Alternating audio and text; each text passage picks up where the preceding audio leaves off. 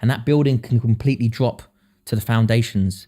But when you're honest with yourself and you know who you are, those foundations are solid.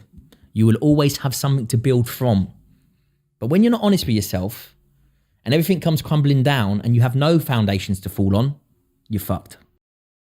What's the answer though? Like, so I hear, we've heard Piers Morgan talk a lot about this as well. And other people talk about how, if you don't perfectly fit the views or the perfect hashtag of the left or whatever, then you're basically being cancelled in culture. And I genuinely, this is probably the most genuine question I've ever asked on this podcast, because it's one that I'm thinking about all the time, is I also see this happening. My views don't always fit the left or the right. And sometimes, like in the Black Lives Matter moment, I posted on my Instagram saying, it was actually my best performing post of all time.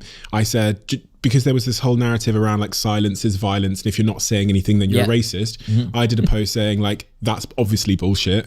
As I said, it's unpopular black opinion. If someone doesn't post a black square on their Instagram, doesn't make them a racist. People process things in completely different. In fact, the most unnatural reaction to trauma is to take to social media.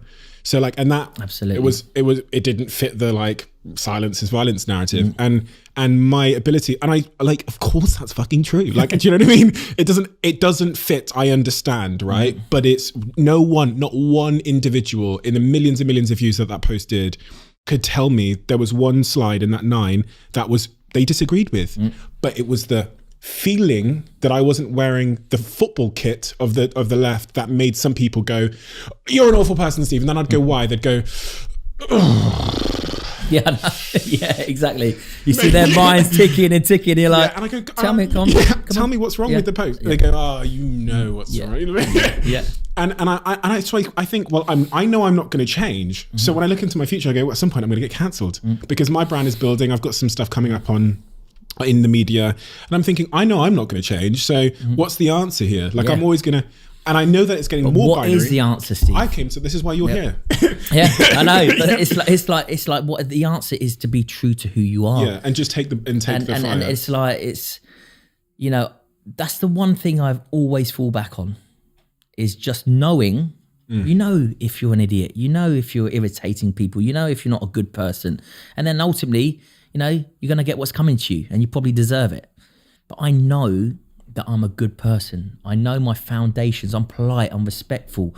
I don't go out to offend, ever go out to offend. I hate confrontation because of the way that I know that I can deal with confrontation. It frightens me to get into that situation because I know what I'm capable of. Okay, so I don't ever, I'm over polite. I'm over respectful because I think people should be treated like that. I like to be treated like that. I wasn't treated like that when I started off my army career, and I know what it feels like. Okay, and I would never want anyone to experience that. So I'm over polite and I'm over respectful, and I've always fought back on that. I always look at myself in the mirror and I go, "Ant, I know I'm a good person," and that are the foundations that I've built. That's my foundations. That's who I am. Okay, so you can knock my bricks down. But guess what? I will keep building and building and building. And you can knock it, even if you knock them down to the foundations, I can fall back on being true to myself. And there's no more liberating feeling than that, of being true to who you are, going, do you know what? I'm not going to fit into that agenda. I'm not going to fit into that box. I'm not going to squeeze myself in there to make myself feel uncomfortable for your agenda, because that's not who I am. Would you rather lose it all? Yeah, 100%. Because I've got my foundations. I will always build, Steve. Always build. And this part of the building is so high now that, can you cancel me? Crack on. Because I guarantee you, I just keep building this side. Because the people that know me know who I am. And someone said this to me, with all the stuff that's been going on lately. I've had some sponsors that have cancelled. I've had some TV programs that have cancelled. Crack on. But the people that are by my side, the sponsors and the channels and the production companies that are by my side, that have worked with me, saying, Ant, we have the privilege of knowing you. And that rung a chord to me. I'm like, they have the privilege of knowing me.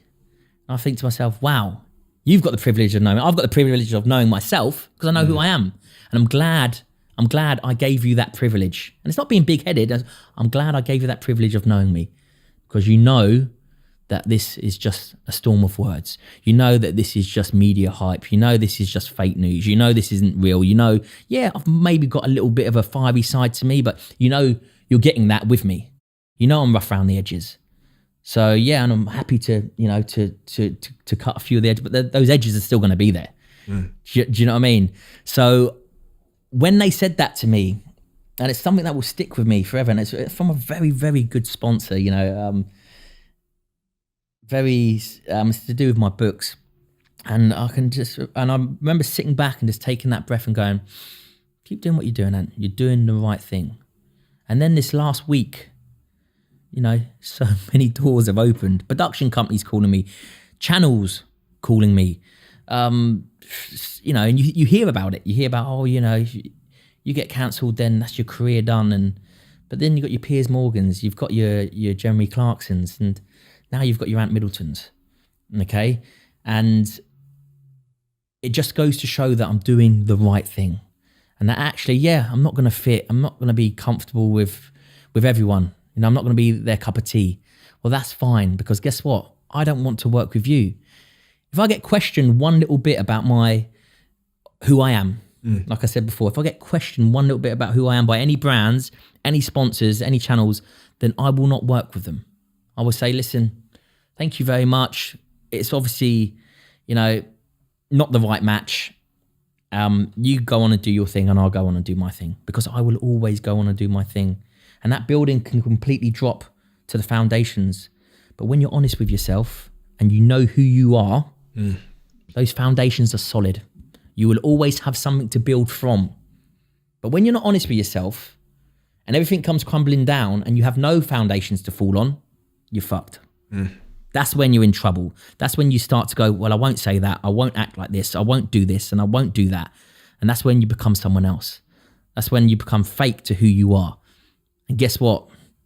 Desperate times then. You're like a wounded animal.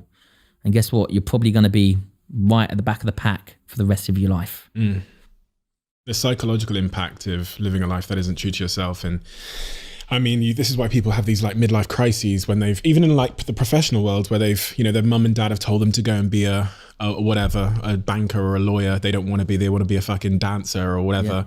And then they get midlife crises. And you look at, throughout psychology, I talk about this a little bit in my book, you know, if you look at certain communities like the LGBTQ community, their suicide rates are so high amongst those groups because a lot of them have been oppressed in a way where they can't live their true life. They can't be their identity. So they've had to live a lie that's live a fake life. And then you see suicide rates go up because that is a form of torture. And this is when I asked you the question about, you know, would you rather lose it all?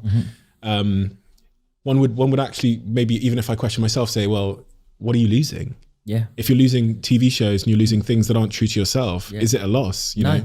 But it's not a loss, because you will always find something that fits you. Do you know what I mean? If you have the passion and the drive and the ambition and the positivity of knowing who you are, then ultimately the world is your oyster.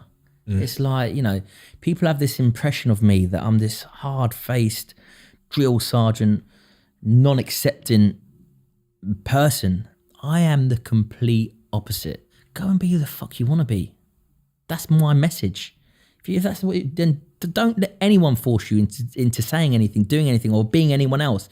Be yourself.